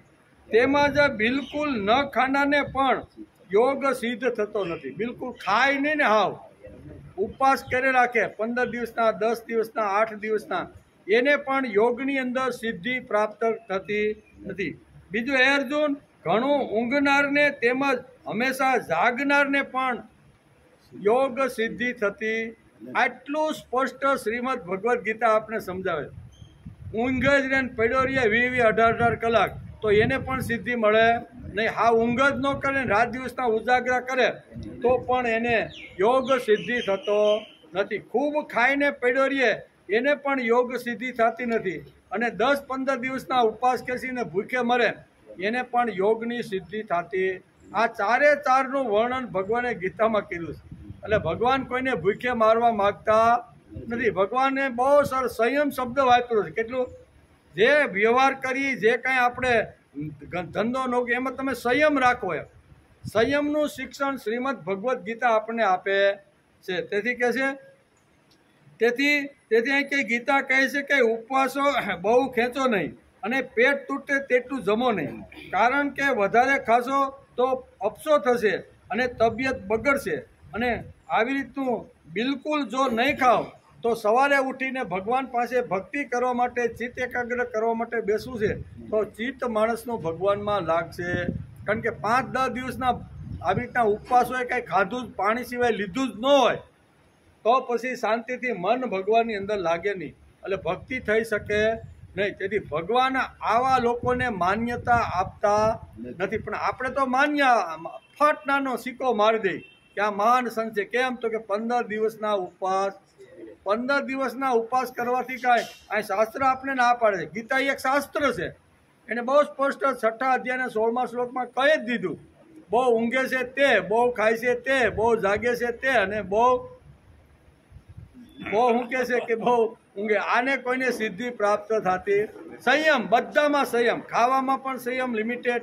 પાણીની જગ્યા થોડીક રહે, થોડીક હવાની જગ્યા રહે, એટલે 25% જમતી વખતે પેટને ખાલી રાખો.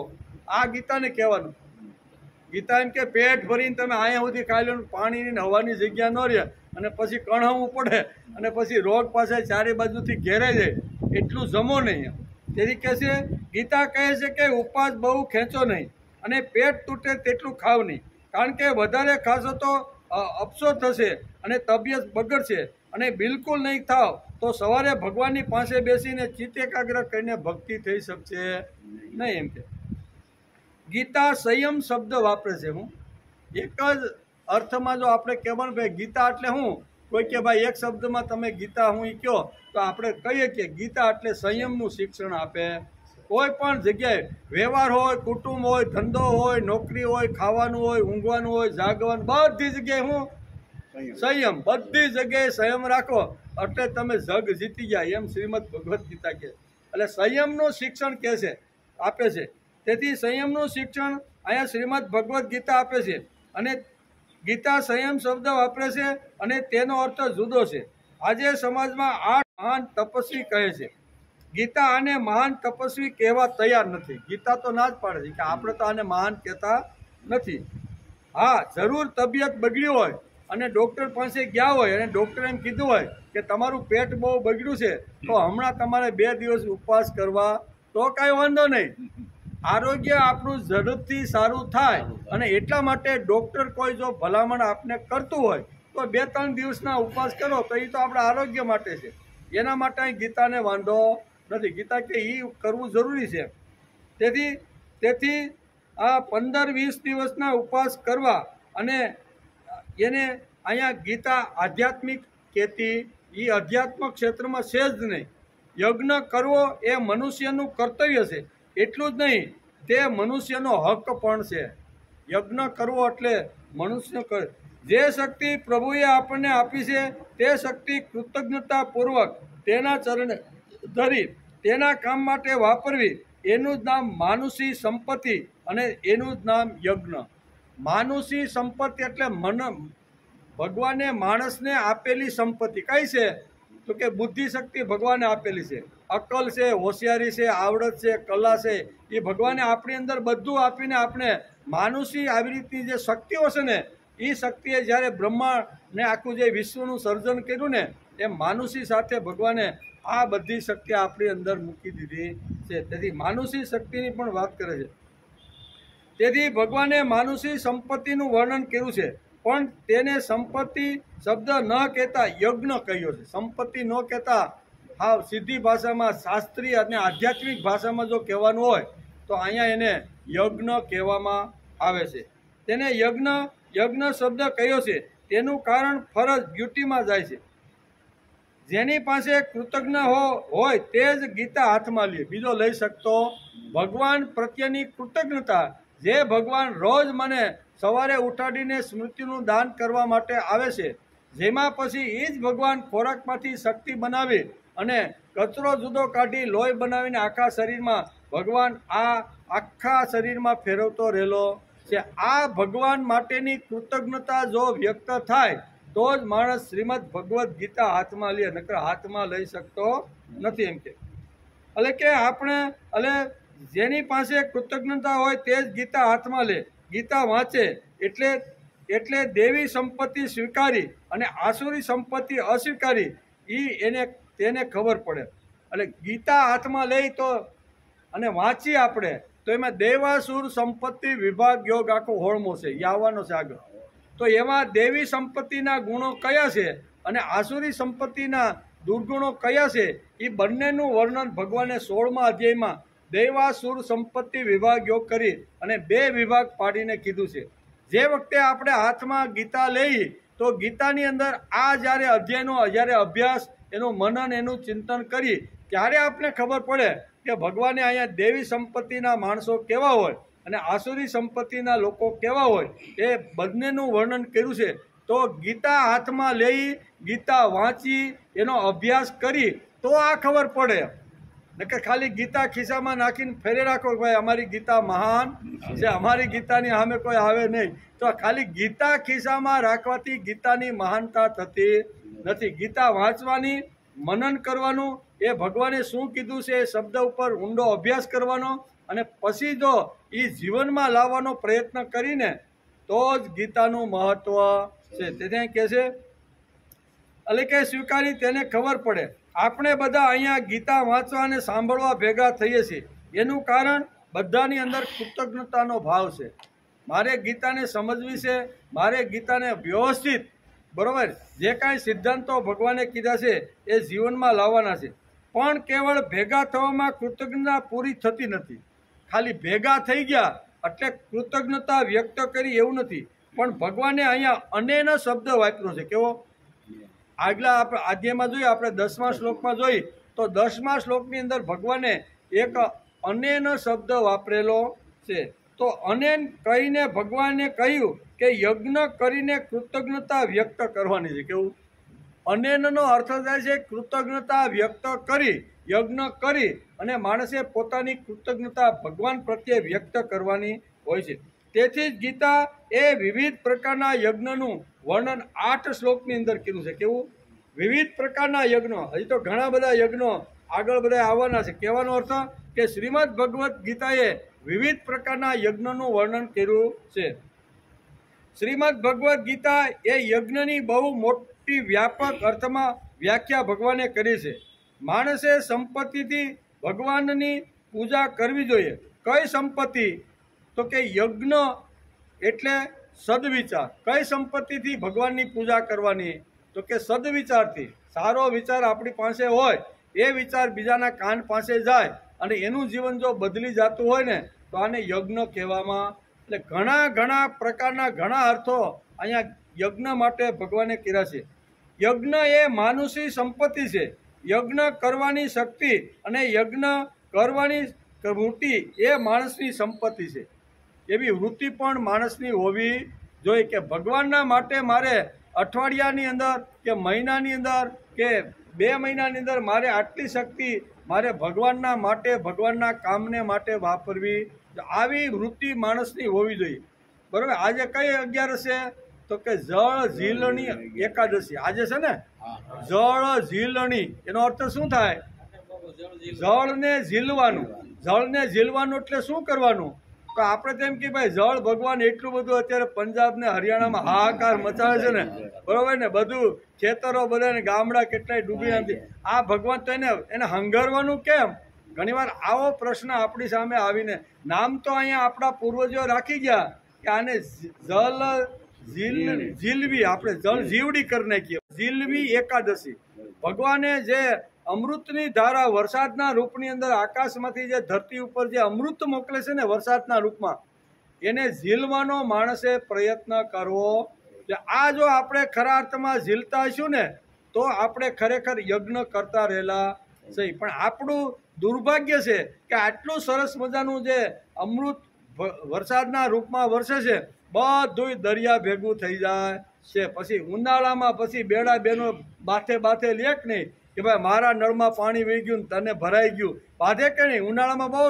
તો આ બધું અત્યાર સુધી જે 4 મહિના સુધી જળ આવ્યું ક્યાં ગયું? બધું મોટા ભાગનું હતું એ બધું દરિયામાં વહ્યું ગયું. ત્યારે શાસ્ત્રકારો આપણે કહે છે, વેદોની અંદર પણ છે, વેદો વાંચી તો ખબર પડે, વેદોની અંદર જળને સંગ્રહ કરવા માટેના ઘણી બધી વાતો આપી.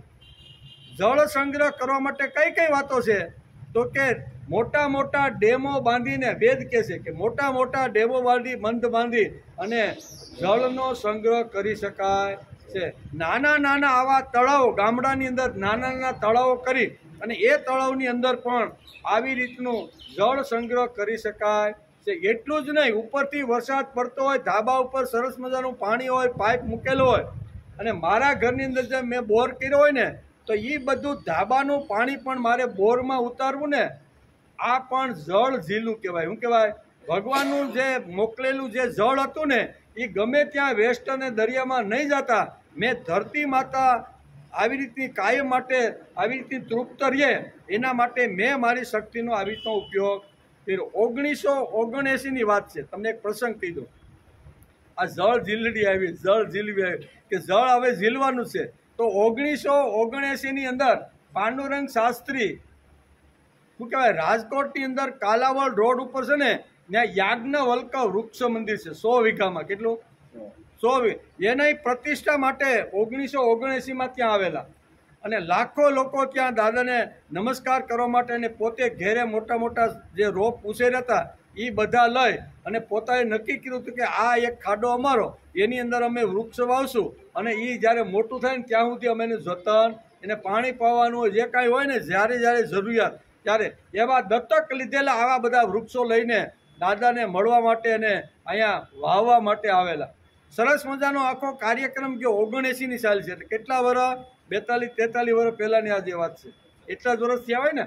તો એ વખતે આવી રીતનું જ્યારે ઘટના ઘટી તો એ વખતે દાદાનું જેવું પ્રવચન ચાલતું હતું તો એવા વખતે વરુણદેવને એમ થયું કે 7મો મહિનો હાલતો હતો, બરોબર ને, 7મા મહિનામાં. એટલે વરુણદેવને થયું કે આટલું સરસ મજાનું કામ કરે છે, આ બધા ખેડૂતો હાથમાં રોપા લઈને બધા અહીંયા આવ્યા છે, બરોબર ને, તો એ રોપા વાવ્યા પછી મારે પણ એને અભિષેક કરવો છે. તેથી ભગવાન વરુણદેવ ખૂબ પ્રસન્ન થયા અને જે વૃક્ષો વાવ્યા હતા એને પહેલે જ વરસાદે આવ્યું. અને દાદા તો વ્યાસપીઠ ઉપર બેઠા હતા, પ્રવચન ચાલુ હતું અને એ વખતે પાંડુરંગ શાસ્ત્રી બોલ્યા કે ભગવાનની કૃપા આપણા ઉપર કેટલી છે કે વરુણદેવ પણ અત્યારે ખુશ થઈને આપણે અભિષેક, આપણા વૃક્ષોને અભિષેક કરવા માટે આવ્યો છે.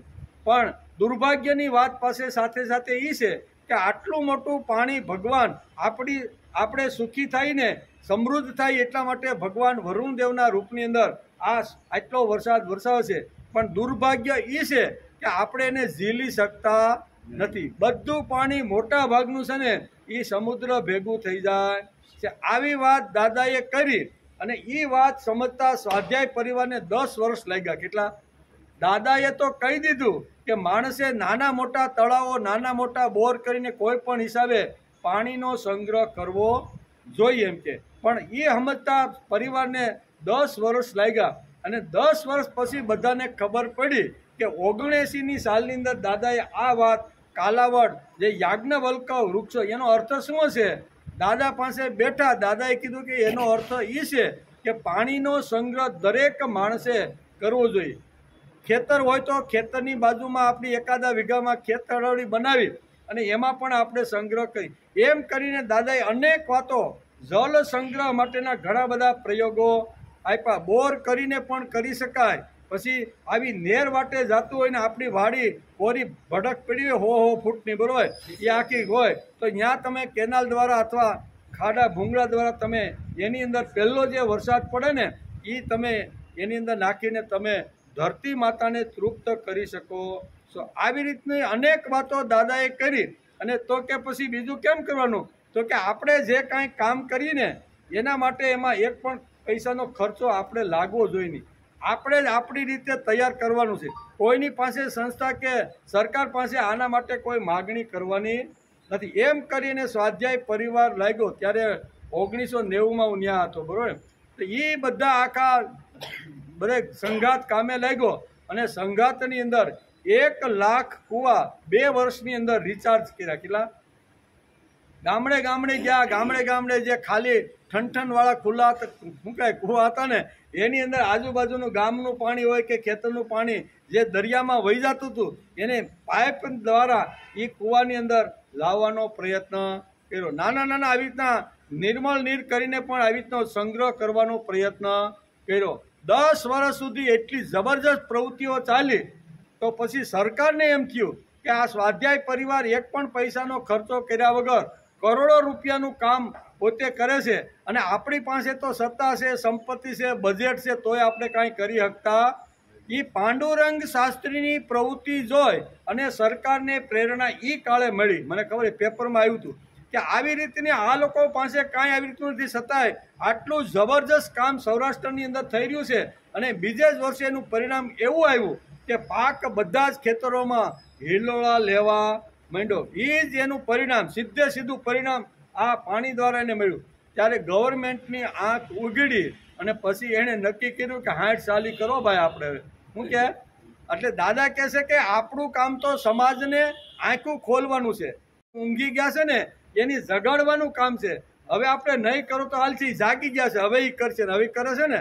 એટલે આપણે એના ઉપર શું કહેવાય થોડોક પડદો પાડી દીધો ભાઈ હવે આપણે શરીરને બહુ તોડવાનું નથી. પણ આપણે કહેવાનો અર્થ કે આ પ્રયોગ આપીને સમાજને એક દર્શન આપ્યું કે જો વગર પૈસે પણ આવી રીતનો એક પરિવાર ઊભો થઈને આવું જો સમાજમાં કામ કરી શકતા હોય બરાબર ને તો તમારી પાસે સત્તા છે, સંપત્તિ છે, તમે ઘણું કરી શકો. આના ફોટા પણ આપણી પાસે કોઈ જોવાય તો છે બરાબર ને. એ જે પાણી આવતું હોય ને નેર દ્વારા કૂવામાં ઉતાર્યું ને એક ભાઈ અંદર ઉતરો હોય ને ઉપરથી પાણી આવતું હોય એ બધી એ કાળના જે દ્રશ્યો છે ને જોવા જેવા. તમે કહેવાનો અર્થ કે અહીંયા જળ ઝીલવાની એકાદશી છે. કેવું? જળ જીવડી નહીં, એમ જળ ઝીલવાની એકાદશી ભારતીય સંસ્કૃતિમાં આટલા માટે આપી છે કે ઉપરથી પાણી વરસે છે તો તળાવો છે, કોઈ આવી રીતના બોર રિચાર્જ છે, કોઈ નાના નાના આવી રીતના બંધ છે, ડેમ, કોઈ પણ રીતે પાણીનો સંગ્રહ કરી અને એને રોકવાનો પ્રયત્ન કરવો જોઈએ. આપણા દક્ષિણ ગુજરાતમાં કોઈ બહુ વાંધો નથી. તાપી મૈયાની બહુ મોટી કૃપા આપણા ઉપર છે. પણ આપણે સૌરાષ્ટ્ર તરફ જો નજર નાખીને તો આપને ખબર પડે ઓછો વરસાદ થાય ત્યારે શું પોઝિશન થાય છે ને તો એ આપને તો ઓછો વરસાદ થયો હોય, પહેલો ઓછો થયો હોય અને એનો જો 100% સંગ્રહ થઈ ગયો હોય ને તો વાડિયું ભરાઈ ગયું હોય ને કદાચ 15-20 દી વરસાદ ખેંચે ને તો માણસ એમાં આવી રીતનું કરી શકે કે નહીં, પાઈ શકે કે નહીં. આ બધી જ વાતો છે. પણ એ વાતોને સમજતા ઘણીવાર સમાજને વાર લાગે. એને પ્રયોગોના માધ્યમથી લોકોને સમજાવવાનો પ્રયત્ન કરવો પડે. તેથી અહીં કહે છે કે યજ્ઞ, આને યજ્ઞ કહેવાય. કેવો? કોઈ પણ પ્રકારની અપેક્ષા કર્યા વિના લાખો કૂવાની અંદર પાઇપ દ્વારા કોઈનો 50 ફૂટ દૂર હોય, કોઈનો 100 ફૂટ હોય, કોઈનો 25 ફૂટ હોય, કોઈનો બહારમાંથી બાજુમાંથી ને તો 5 ફૂટે થાય. આવા અનેક પ્રકારના જે કૂવાઓ હતા ને એ કૂવાઓ કોઈ પણ પ્રકારની અપેક્ષા રાખ્યા વગર મને ભગવાને જે કામ કરવાની જે શક્તિ, શારીરિક શક્તિ આપી છે ને એ શક્તિનો ઉપયોગ કરી અને અમારા રાષ્ટ્રને લીલુંછમ બનાવવાનો પ્રયત્ન કરવો છે. આવો જે જ્યાં જ્યાં પ્રયત્ન થાય છે ને એને યજ્ઞ કહેવામાં આવે છે. યજ્ઞના ઘણા બધા તત્વો છે, ઘણા બધા એંગલથી યજ્ઞને આપણે સમજી શકીએ. તેથી ખાલી સ્વાહા સ્વાહા કરવું એટલા પૂરતો યજ્ઞ નહીં, માણસની વૃત્તિ આવી રીતની થવી જોઈએ. તેથી કહે છે કે આ સંપત્તિથી દેવ અને ભગવાનની પૂજા કરો. અને દેવ તમારી પૂજા કરશે. આપણે દેવને સંતુષ્ટ કરવાના અને દેવ આપણે સંતુષ્ટ કરે. મૂળ વસ્તુ શ્રીમદ ભગવદ્ ગીતાના અહીંયા 11મા શ્લોકમાં 3જા અધ્યાયમાં આ વાત કહેવાની છે. ભગવાન બધાને કહે છે કે જગતમાં હંમેશા જોડી રહેવાની, એકલાની. આગળ પરસ્પર ભાવ, આમાં એક શબ્દ છે પરસ્પરમ ભાવયંત, એનો અર્થ શું થાય? જોડી. એક કામ કરે તો એ ભાઈ કે હાલ તારું કામ હું કરું, એટલે બેની જોડી થાય તો કામ થાય ને, એકલા કામ થાય નહીં. તેથી ભગવાન જોડીની વાત કરે છે. પછી બધાને કહે છે કે જગતમાં હંમેશા જોડી રહેવાની, એકલા રહેવામાં મજા નહીં, બીજા તો જોઈએ જ, એકલા નથી. ભગવાન હોય, ઘર હોય, આકાશ હોય. ઘણા કે ને અમારા ઠાકરસિંહ બાબા અમે તો એકલા જ સહી કે હે, અમારા ઓધા ઉપર કે અમારે બેટાને ક્યાં ગોતવા જવું? તો એના માટે ગીતા બહુ સરસ આ જવાબ આપે છે. ગીતા કે તમે એકલા નથી. જે વખતે તમે તમારા ઘરની અંદર બેઠા હશો ને, તે તમારી જોડે તમારું ઘર છે, તમારું આકાશ છે, તમારી સામે ટીવી છે. તમે એકલા કોઈ દી રહી શકતા, એકલા નહીં, બે તો છે જ. અને બીજું કાંઈ કદાચ બહાર બેઠા હોય ને તો ભગવાન તો મારી જોડે છે. બેકલા થઈ ગયા કે નહીં? ભગવાન સતત મારી જોડે છે. ભલે નહીં ઘરવાળા ભગવાને ઉપર લઈ લીધા હોય, પણ અમે તો બેકલા જ છીએ. એટલે કહે છે કે આકાશ હોય ન એકાકી રમતે નર, આમ આપણું શાસ્ત્ર કહે છે. અદ્વૈતમાંથી દ્વૈત થયું, પ્રકૃતિ પુરુષ સેવ વિદધ્નાદિ અભવ આપી. આમ જગત પણ જોડકાથી ભરેલું છે. પરસ્પરમ ભાવયંત, આખું જગત છે ને એ જોડકાથી ભરેલું છે. તેથી જોડકું બહુ સરસ. આ જોડી એકબીજાને સંતુષ્ટ કરે, એકબીજાને સમજી લે તો પરમ શ્રેય થશે. એમ ભગવાન પરસ્પર ભાવયંત કહીને આપને આ સંદેશો આપે છે. શું કહે છે કે આ જોડી એકબીજાને સંતુષ્ટ કરે, પતિ પત્નીને સંતુષ્ટ કરે, પતિ પત્નીને કરે, બાપ દીકરાને સંતુષ્ટ કરે, દીકરો બાપને કરે, ગુરુ શિષ્યને સંતુષ્ટ. આવી જોડી હોય તો એકાબીજાને સંતુષ્ટ કરે, એને કહે છે પરસ્પર ભાવયંત. એકાબીજાનો પરસ્પર ભાવ હોય તો એ કામ સારું થાય. તેથી ભગવાને જોડીઓ નિર્માણ કરી છે અને તે એકબીજાને સમજે, એકબીજાને સંતુષ્ટ કરે. બાપ દીકરો હોય એકબીજાનું ધ્યાન રાખે, ભાઈ ભાઈ હોય તો એકાબીજાનું ધ્યાન રાખે, પતિ પત્ની હોય, ગુરુ શિષ્ય હોય, સાસુ વહુ હોય, પછી રયત હોય કે રાજા હોય, સુખ હોય કે દુઃખ હોય, યશ હોય કે અપ્ય, આ બધા જે દંડો છે ને એ દંડોની જોડી શાસ્ત્રકારોએ અહીંયા પરસ્પર ભાવયંત કહીને આ બધી જોડીનું દર્શન આપને કરાવ્યું છે. મને સુખ આપવાને માટે સ્ત્રી છે એમ પુરુષને લાગે, તેવી રીતે પુરુષ અને મને સુખ આપશે એમ લાગે તો આ બંનેની પરસ્પર ભાવયંતી જોડી થઈ અને એ જોડીથી પરમ શ્રેય કાર્ય સમાજમાં થઈ શકે એમ છે. પિતા પુત્રની જોડી છે. પિતા પુત્ર એકબીજાને સમજે, એકબીજાને સંતુષ્ટ કરશે તો પરમ શ્રેયને પ્રાપ્ત બંને થઈ જાય. એકાબીજાને દીકરો બાપને સમજે, બાપ દીકરાને સમજે, બેની સમસ્યા શું છે એ સમજે અને એકાબીજાની વાતનો સ્વીકાર કરે તો બેયનું પરમ શ્રેય કલ્યાણ થાય. અહીં શ્રેય શબ્દ વાપર્યો છે. હું શ્રેય પરમ વાપ્ય આવો એક શબ્દ ગીતામાં અહીંયા 11મા શ્લોકમાં બીજી લીટીની અંદર શ્રેય પરમ વાસ્ય. આ બંને જો એકબીજાને સમજી શકે ને તો બંનેનું કલ્યાણ, બંનેનું શ્રેય થઈ જાય છે. પિતા પુત્રને સમજે એની સમસ્યા શું છે અને પુત્ર સમજે કે બાપાની સમસ્યા શું છે. આ બંને જો સમજે અને સાથે બેસીને એકાબીજાના સમસ્યાનો જો આવો શ્રેય થઈ જાય છે. પિતા પુત્રની જોડી છે. પિતાએ પુત્રને સંતુષ્ટ કરવાનું. હવે પિતાની ભૂમિકા શું છે તો શાસ્ત્રકારો કહે છે કે પિતાએ પુત્રને સંતુષ્ટ કરવાનો, પિતાને શક્તિમાન બનાવવાનો, સુખી બનાવવાનો. એના માટે સતત જો બાપ વિચાર કરતો હોય અને કરવો પણ જોઈએ. છોકરો હિંમતથી ઊભો રહે, જીવન તેજસ્વીતાથી સમાજમાં જીવી શકે અને તે માટેનો જે કાંઈ દ્રષ્ટિકોણ હોય એ દ્રષ્ટિકોણ બાપે પુત્રને આપવાનો પ્રયત્ન કરવો જોઈએ. તો પુત્રની ફરજ શું પાછી? તો પુત્રની પણ કાંઈક ફરજ. બાપ જો આવી રીતના પ્રયત્ન કરતા હોય તો પુત્રની પણ ઘણી ફરજો આવતી હોય છે. તેથી તેવી જ રીતે પુત્રે પિતાને સંતોષી રાખવાનો પ્રયત્ન કરવો જોઈએ. પિતાએ મને યોગ્ય શિક્ષણ આપ્યું, યોગ્ય સંસ્કાર આપ્યા, 22 વર્ષ સુધી મારી મા બાપે કાળજી લીધી, તેના લીધે આજે હું સુખી છું એમ સમાજને કહેતા એને ફરવું કે હું આજે સુખી છું. ભલે તારા પ્રારબ્ધથી ઘણી વાર તને મળ્યું છે, બાપા હતા તે તારે બે શેડા માંડ માંડ ભેગા થતા છે, પણ તારા જન્મ પછી કદાચ પ્રારબ્ધ તું લઈને કદાચ આવ્યો હોય અને એને લીધે જો મળેલું હોય ને તો પણ પુત્રએ આ બોલવું જોઈએ કે બાપા તમે મારા માટે આ ધંધો સંભાળ્યો, તમે મારા માટે આ ગાદી સંભાળી, તમારા માટે થોડું ઘણું જે કાંઈ સંપત્તિ હતી ને અમારા માટે સંભાળીને, તેથી આજે અમે બજારમાં એકદમ ખુશી અને આનંદથી જીવી શકી. આ સાંભળવાની ઈચ્છા કોની છે?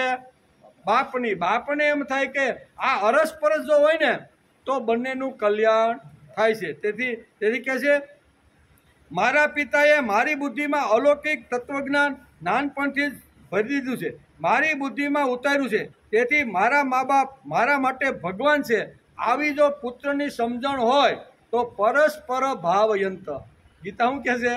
પરસ્પર ભાવયંત એટલે શું? તો કે પરસ્પર ભાવયંત એટલે આ એકાબીજાને સમજવાનો પ્રયત્ન કરે, એકાબીજાના દુઃખ સમજવાનો પ્રયત્ન કરે, એકાબીજાની સમસ્યા કઈ છે એ ઉકેલોનો સાથે મળી અને એકાબીજા કે બાપા તમે હતા તેથી અમે સુખી થઈ. દીકરો બાપ કહે છે કે ના ના અમે હતા તઈ તો કાંઈ હતું નહીં, પણ તું જન્મ ને તું કામે સેડ્યો ને ભાઈ, તું એટલો 18 કલાક કામ કરે છે ને તેથી આખા ઘરમાં બધા સુખી અમે.